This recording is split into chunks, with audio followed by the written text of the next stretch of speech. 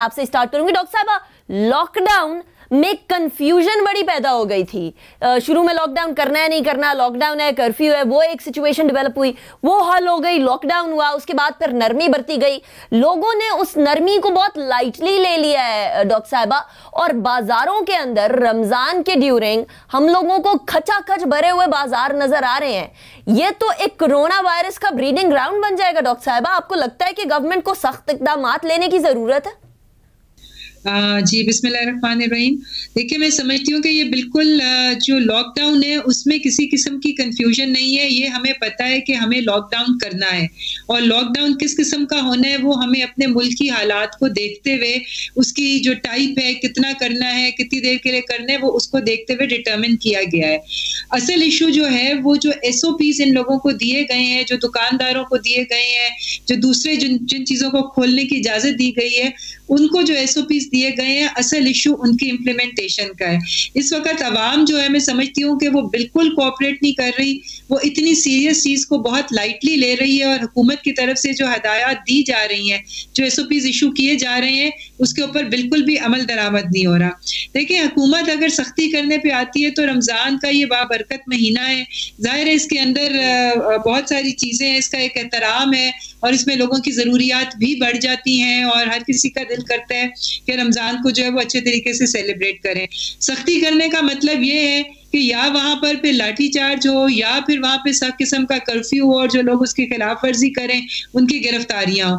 तो हुकूमत ये बिल्कुल नहीं चाहती है, और ये मैं समझती हूँ कि ये इस वक्त मुनासिब भी नहीं है, क्योंकि हम सब एक बड़े मुश्किल दौर से गुजर रहे हैं।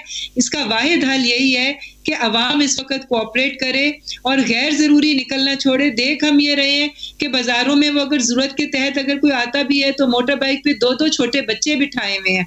अब ये आप इससे अंदाज़ा कर लें कि गुजारे कोई भी अपने बच्चों को रिस्क पे नहीं डालना चाहता, पर अगर वो बच्चों को बिठा के मोटर बाइक्स पे आ रहे हैं तो इसका मतलब है कि उनको सिचुएशन की ग्रेविटी का अंदाज़ा ही नहीं है कि वो क्या कर रहे हैं। कतर कलामी के लिए माजरत, यहाँ लोग ये कह रहे हैं कि देखें जी, ये लॉकडाउन की जो नरमी थी, शायद गवर्नमेंट अपने माइंड में बड़ी क्लियर हो, लेकिन वो क्लैरिटी अवाम तक ट्रांसफर नहीं हो रही, क्योंकि अगर आपने कुछ सेक्टर्स खोल दिए हैं तो बाकी सेक्टर्स, जिस तरह ताजर बरादरी की बात आपने सुनी, वो कहते हैं कि जी ये तो अनफेयर हो गया ना, बाकी सबको खोल दिया, आप हमें नहीं खोल रहे, हमारे काम को आपने बंद किया हुआ, तो ये तो बात अनफेयर हो गई। अच्छा, इस चीज को कैसे केटर किया जाएगा? वो कह रहे हैं मस्जिदें आपने खोल दी, कंस्ट्रक्शन सेक्टर आपने खोल दिया, 37 के करीब चीजों की, सेक्टर्स की लिस्ट आपने दे दी कि इनको खोल दिया जाए, तो फिर हम क्यों ना खोलें? ये एक फैक्टर बहुत आ रहा है, इसको गवर्नमेंट कैसे केटर करे?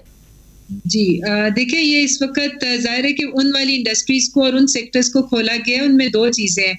सबसे पहली ये कि वो बहुत ज़्यादा अशद ज़रूरत के सेक्टर्स हैं, जिसके बगैर जो है वो इस वक्त रमज़ान के महीने में आगे काम नहीं चल सकता, जैसे ग्रोसरी स्टोर्स हैं, या इफ्तारी के लिए जो कोई सामान वगैरह, उस किस्म की चीज़ें जो हैं जिनके बगैर बिल्कुल जो है वो लोगों का गुजारा मुमकिन नहीं। और दूसरी जो इंडस्ट्रीज़ खोली गई हैं वो उन इंडस्ट्रीज़ को मार्क किया गया जो कि लो रिस्क इंडस्ट्रीज़ हैं, जो कि इंटरनेशनल SOP के मुताबिक जिनके अंदर जो है अगर लोग काम करेंगे तो वहाँ पे स्प्रेड का अंदेशा जो है वो मिनिमम है। और अगर वहाँ पर उन SOPs को फॉलो किया जाए, और एहतियाती तदाबीर जो उनको बताई जाती हैं कि कितने फासले पे वर्कर्स ने काम करना है, अंदर आने से पहले किस किस्म की सैनिटाइजेशन चाहिए, वहाँ फैक्ट्रीज के अंदर किस किस्म का माहौल होना चाहिए, तो अगर उन चीज़ों को हम लोग देखते हुए करें तो ये लो रिस्क इंडस्ट्रीज हैं। तो ज़ाहिर है इस वक्त हम लोग चूँकि मईशत का पहिया भी चलाना है, और कोशिश करनी है कि कम से कम लोग बेरोजगार हों और एक मईशत का साइकिल चलता रहे, तो उसके लिए ये लो रिस्क इंडस्ट्रीज जो हैं और लो रिस्क बिजनेसेस जो हैं उनको आइडेंटिफाई किया गया। मगर ये भी जाहिर है सिर्फ उसी सूरत में कामयाब हो सकते हैं अगर उनके SOPs को फॉलो करें। ये आम हालात नहीं है, आम दिन नहीं है, इनको हम इस तरीके से लाइटली नहीं ले सकते हैं कि बगैर एहतियाती तदाबीर के हम इन चीज़ों को फॉलो करें।